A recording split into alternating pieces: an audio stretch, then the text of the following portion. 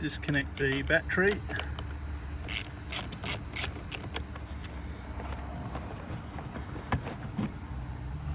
So you drop the steering column, lock it down in the lower position with it preferably fully pulled out is easiest.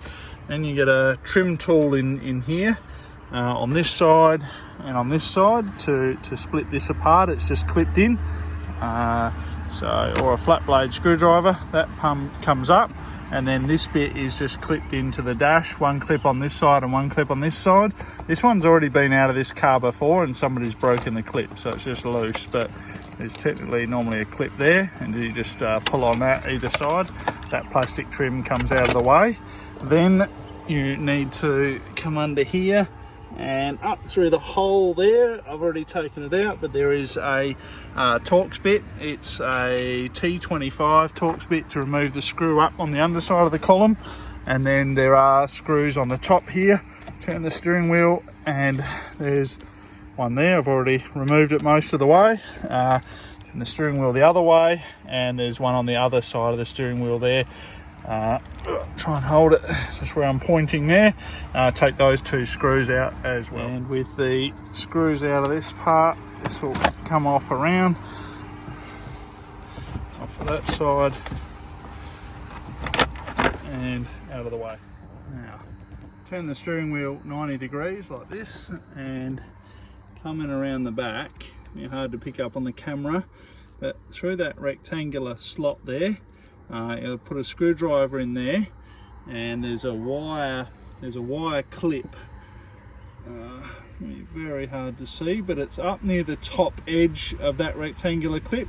You're trying to pull down on it using lever down on it using a screwdriver while pulling on this front edge here. So pull out on this front edge as you stick a screwdriver in there and lever it down to unclip this edge of this trim cover over the steering wheel. So that's the spring clip there that we're trying to push down on through the rectangular hole there. There's a little catch or ledge on it there. Let's try and zoom in. There.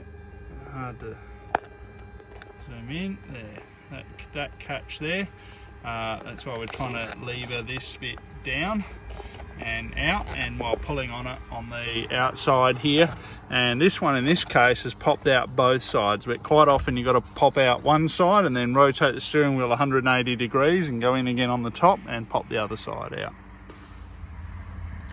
Now the black clip there on the left, there's a little lever on the back of it. Pull on that and that one will come out. And then this one here is a bit trickier. And for this yellow connector, a little pick tool or a screwdriver, pop that out. Then you can squeeze it, pinch. So I'm pushing down with my thumb, pinching in and pulling out, and the connector comes off. At this point, turn the steering wheel back to square, or as square as you can get it roughly. It's easier when you put it all back together. Remember the square, the top of the steering wheel here, the connector for the clock spring at the top there, and we're going to get an M12 triple square, and that's going to go in there, and we're going to remove this bolt that's holding the steering wheel in place while trying to hold it relatively square. The bolt removed, and now before removing the steering wheel, just note the position of these marks and their alignment on the top.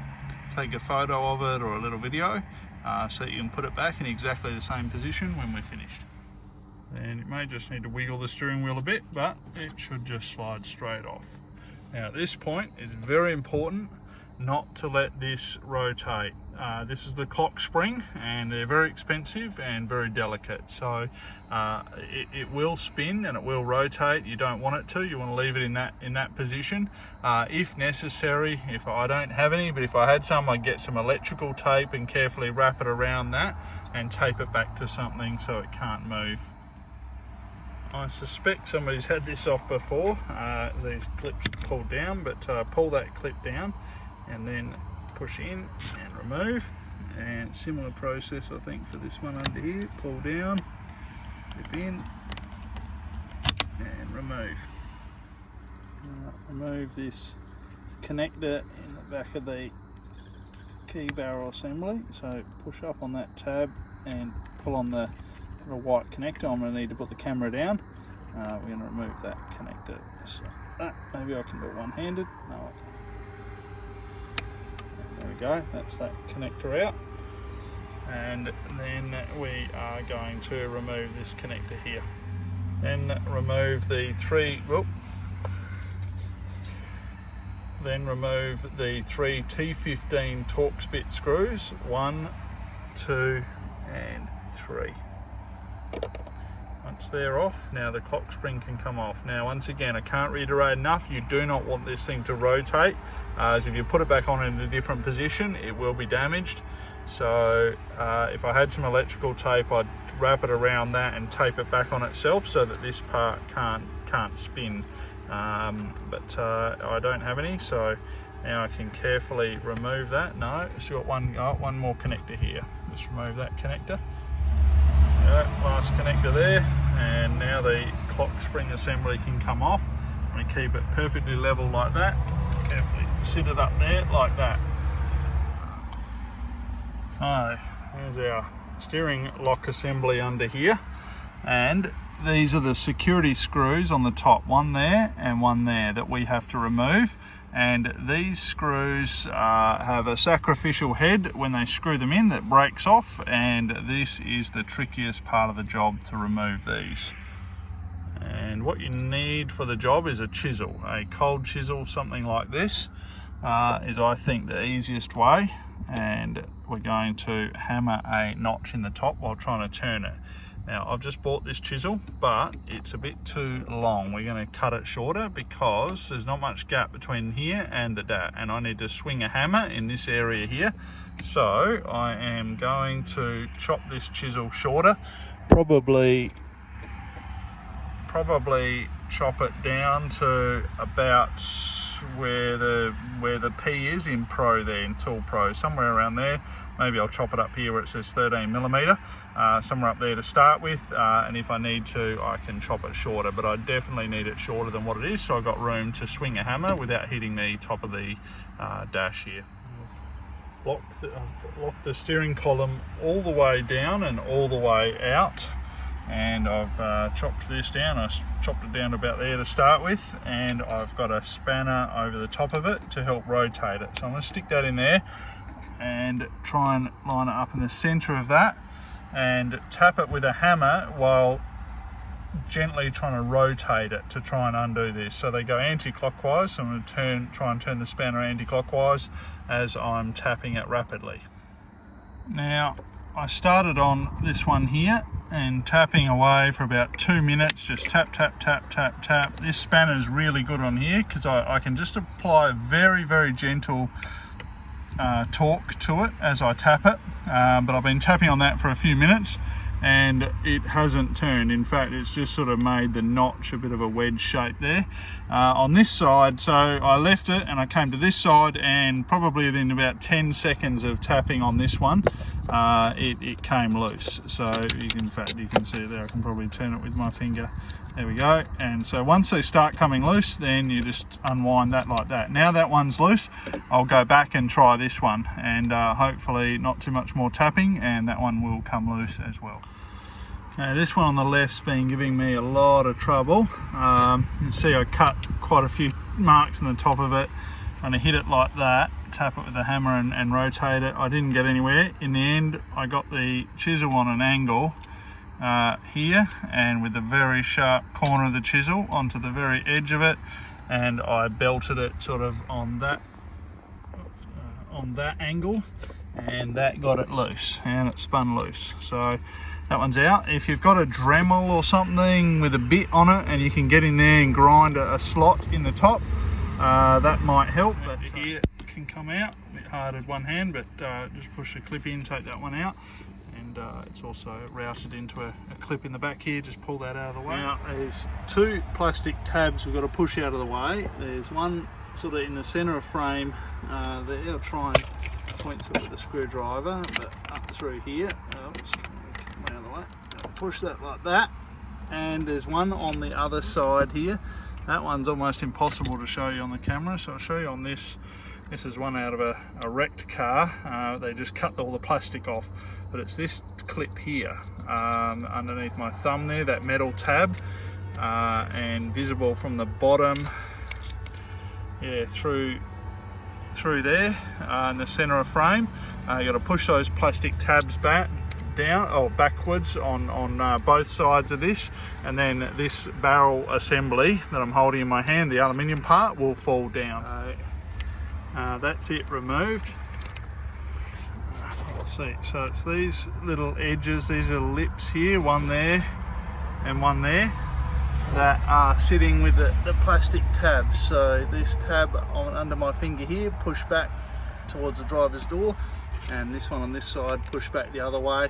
The screwdriver, just push one back, just pull it down slightly, then do the other side, and this whole assembly will drop out the bottom.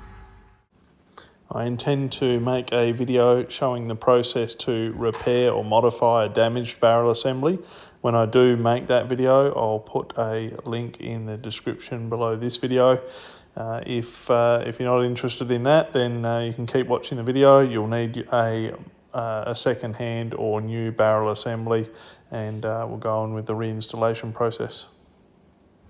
Got the modified barrel assembly ready to reinstall, and these were the security bolts that one there, that's one of them that we damaged getting out, and we're obviously not going to reinstall it with those. You can go to Volkswagen and buy the replacements, which have a hex head on it, which you tighten up and it snaps off and leaves them like this. But to be honest, yeah, I'm happy just to use regular cap screw bolts. So these are a socket head cap screw, M8 by 20. It's the sort of relatively standard M8 pitch of 1.25. So M8 by 1.25 and 20 millimeters. These are high tensile grade 12.9. They don't really need to be. It's actually just holding the key barrel assembly on. They could be regular tensile strength bolts, and you could use button head cap screws instead of socket head cap screws, but these will be nice and easy to install and remove again in future if they need to be.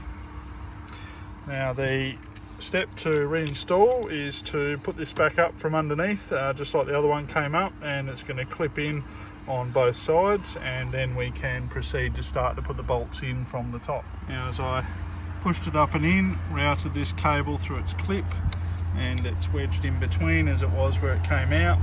This plug goes back in here. The socket head cap screws are installed and tightened up. Next, the clock spring assembly can go back on. 3 Torx bit screws, 1, 2 and 3 to tighten that up, and the connectors for that can go back on. One there, one around there, and this cable here, depending on which end you undid it from, but that's back in place. And the clock spring, being very careful to keep it in its position.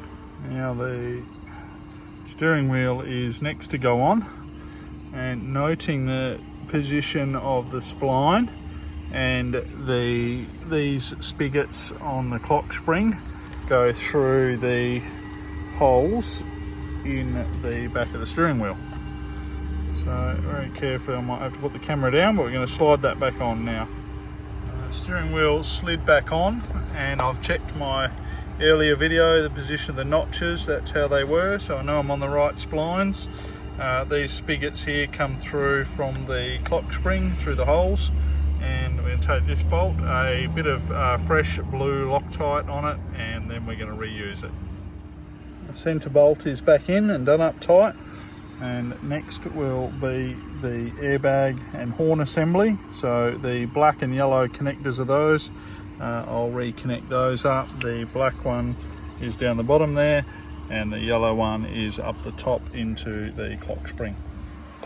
Electrical connectors are back in. That little white clip is pushed in, and now I'm going to slide this assembly forward, making sure we don't pinch cables as we go, and just goes through like that.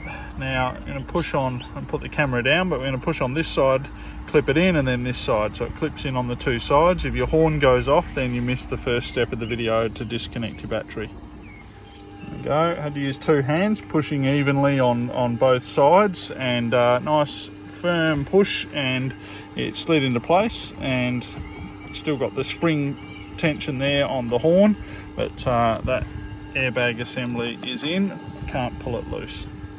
A lucky save, probably would have been easier to do them earlier, but these two connectors need to go back on. At least I can still do it even with the steering wheel back on. So just push them. A bit hard one-handed again, but push them in, lock them in.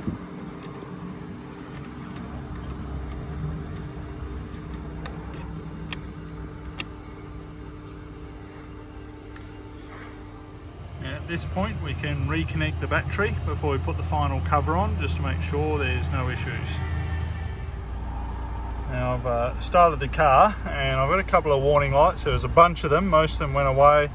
I started the steering wheel warning light, the traction control, which is probably associated with the steering wheel one, so the traction control isn't turning on, and the indicator for flat tires. So I've done this job before, and as long as the battery is disconnected, I haven't had anything come up. Maybe one other time I've had icons. Definitely had icons when I've done it where I haven't disconnected the battery from the start.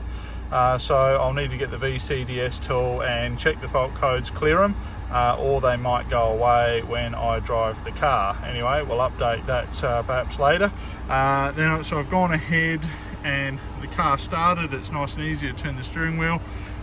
Put this lower cover back on, the 3 screws, one there, one on that side, and the one, where are we, up through the hole in the middle there underneath. So that lower cover is back on. Now I'll slide the top cover back in place, and we'll take it for a drive. Top cover's back on, and I just recalled that there is a process to reset the clock spring, turning all the way, I'm going to use to the left, and then all the way to the right, and then back to the start. And when I did that, the warning light for the steering wheel warning light and the traction control warning lights went off.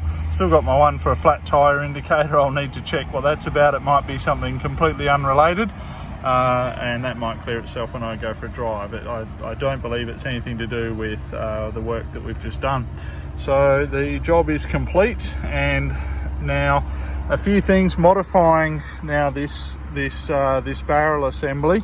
If I turn the car off and pull the key out, the steering lock should engage, and it does, but because I've modified it, I think I can, I won't force it, but I think it is possible now to force the steering wheel because it's not locked up completely. But as I said, I think that's a suitable compromise if you're willing to do it for saving, you know, a few $100s on a barrel assembly that's probably going to fail again in the future. And in this case, because of the way I've modified it, it won't ever fail again. So I'm happy with that.